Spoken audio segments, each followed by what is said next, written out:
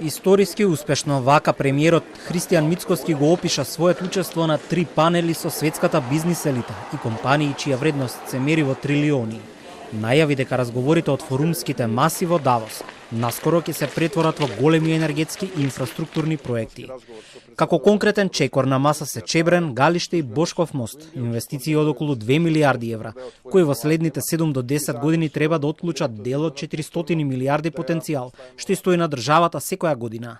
Се разгледували и можностите во делот на вештачката интелигенција, дигиталното општество и дата центрите.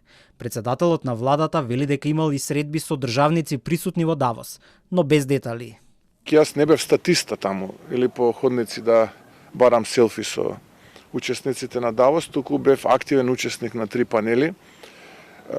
И морам да кажам, бидејќи беа Четам Хаус, штета што не можеме да ги објавиме на моите говори, но сите беа проследени со аплауз со страна на присутните.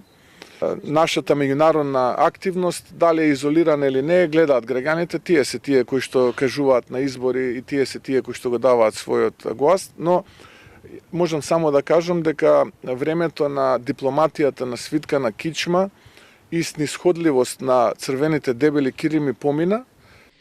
Пред 2 дена социјалдемократите остро го критикуваа настапот на македонската делегација во Давос и ја обвинија власта за економски и инвестициски неуспех наспроти поширок политички проект, насочен кон преземање контрола врз клучни стратешки чекори како телекомуникациите.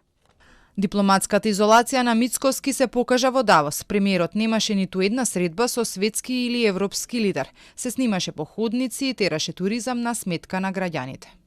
Околу односите со опозицијата и отворените прашања, премиерот Мицкоски денеска остана воздржан и без конкретен став за повлекувањето на поддршката од опозицијата од албанскиот блок за законот за прекршоци.